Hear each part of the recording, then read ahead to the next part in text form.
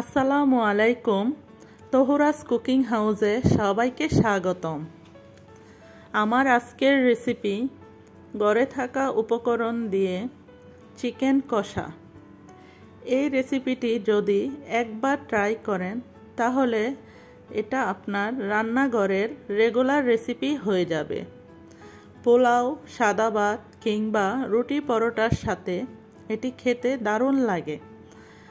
যদি আমার এই ভিডিওটি আপনাদের কাছে ভালো লাগে তাহলে লাইক, কমেন্ট, শেয়ার করে আমার সাথেই থাকবেন।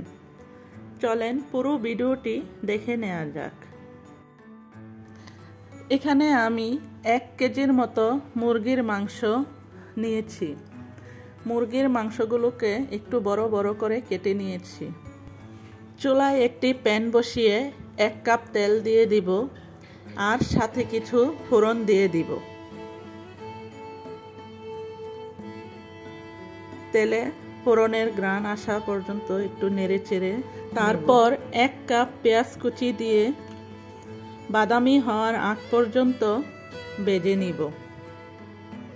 1 চামচ পেঁয়াজ বাটা দিয়ে দিব, 2 চামচ রসুন বাটা,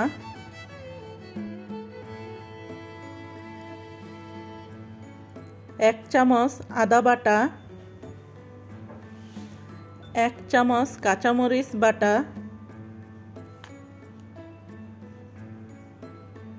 1টা আস্ত টমেটো বাটা দিয়ে একটু নেড়ে চেড়ে নিব মশলাটা কষানোর জন্য। কষানো হয়ে গেলে এক এক করে শুকনো মশলা দিয়ে দিব।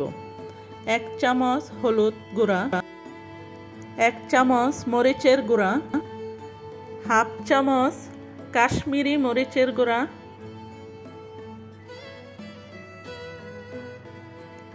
হাফ চামচ ভাজা জিরার গুঁড়া, হাফ চামচ গরম মশলা গুঁড়া। এবার সবগুলো মশলা ভালো করে কষিয়ে নিব। কষানো হয়ে গেলে কেটে রাখা মুরগির মাংসগুলো দিয়ে দিব।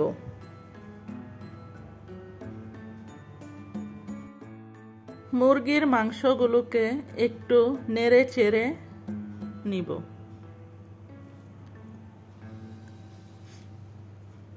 এই রান্নায় আমি কোনো পানি ইউজ করব না।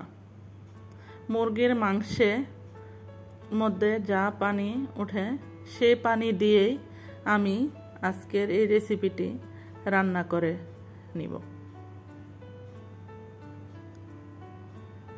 একটু নাড়াচাড়া হয়ে গেলে আবারও ডেকে দিব। আবারও ঢাকনা উঠিয়ে মুরগির মাংসটাকে ভালোভাবে নেড়ে চেড়ে দিব যাতে করে নিচে না লেগে যায়। মাংসটাকে ভালোভাবে কষানো হয়ে গেলে আমি 1 টুকরো লেবুর রস দিয়ে দিব। তারপর আবারও ভালো করে কষানোর জন্য নেড়ে চেড়ে নিব।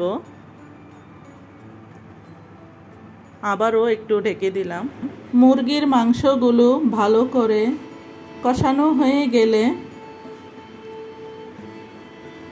সবশেষে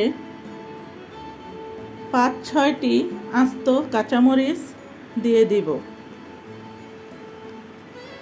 খুব সহজেই তৈরি হয়ে গেল চিকেন কষা রেসিপি। এর স্বাদ কিন্তু আসলেই অসাধারণ। আপনারা ট্রাই করলেই বুঝতে পারবেন।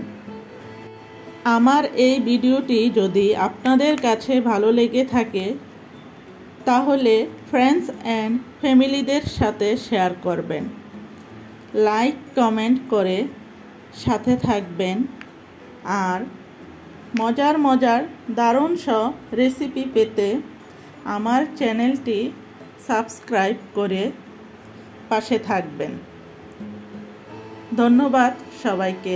আসসালামু আলাইকুম।